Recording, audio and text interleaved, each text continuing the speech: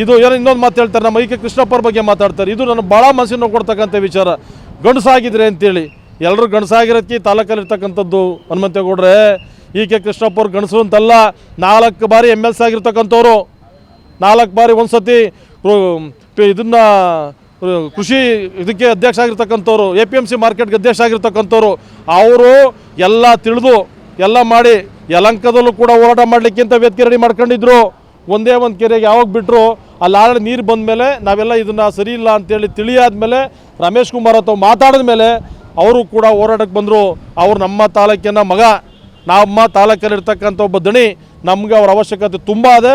ನಾವು EK ಕೃಷ್ಣಪ್ಪರ ಮುಂದಾಳತ್ವದಲ್ಲೇ ಈ ತಾಲೂಕನ್ನು ಮತ್ತು ಈ ವೃಷಭಾವತಿ ಹೋರಾಟನ ಎದುರಿಸ್ತೀವಿ. ಅವ್ರು ಪ್ರತಿಯೊಂದಕ್ಕೂ ಬೇಕು. ಕ್ಯಾಚ್ಮೆಂಟ್ ಏರಿಯಾ ಬಂದಾಗ ಯಾರು ಆಚೆಗೆ ಬಂದರು? ನೀವೊಬ್ಬರು ಕೂಡ ಮನೆಯಿಂದ ಆಚೆ ಬರಲಿಲ್ಲ. EK ಕೃಷ್ಣಪ್ಪರ ಹೊರಗಡೆ ಬಂದು ಹೋರಾಟ ಮಾಡಿದ್ದು ಅವತ್ತು. EK ಕೃಷ್ಣಪ್ಪರ ಬಗ್ಗೆ ಮಾತಾಡ್ತಕ್ಕಂಥ ಯಾವ ನೈತಿಕತೆಯೂ ಕೂಡ ನಿಮಗಿಲ್ಲ. ಅವ್ರು ಗಂಡಸರೋ ಹೆಂಗಸರೋ ಅಂತಕ್ಕಂಥದ್ದು ಏನು ಅಂತಕ್ಕಂಥದ್ದನ್ನು ಇನ್ನು ಕೆಲವೇ ದಿನದ ನಾವು ಕೂಡ ತೋರಿಸ್ತೀವಿ.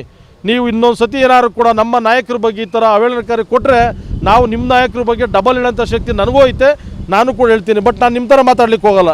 ಆದ ಕಾರಣ ಇವತ್ತಿಗೆ ಲಾಸ್ಟ್ ಮಾಡಿ ಏನು ನಮಗೆ ಅಪಪ್ರಚಾರಕರು ಹಾಗೆ ಹೀಗೆ ಅಂತೇಳಿ ನಮ್ಮ ನಾರಾಯಣಗೌಡರು ಪಾಪ ಏನೋ ಹೇಳ್ತಾಯಿದ್ರು, ನಿಮ್ಮ ಹಿನ್ನೆಲೆಲ್ಲ ಗೊತ್ತು ಅಂತೇಳಿ. ನಾರಾಯಣಗೌಡ್ರೆ, ನಾವು ತುಂಬ ಸ್ನೇಹಿತರು, ನಾನು ನಿಮ್ಮನ್ನೇನು ಕೈ ಜೋಡಿಸಿ ನಿಮ್ಮನ್ನು ಕೇಳಬೇಡಿ ಬಿಡಬೇಡಿ ಅಂತೇಳಿ ನಾನೇ ನಿಮ್ಮನ್ನು ಇದು ಮಾಡ್ಲಿಕ್ಕೆ ಹೋಗಲ್ಲ.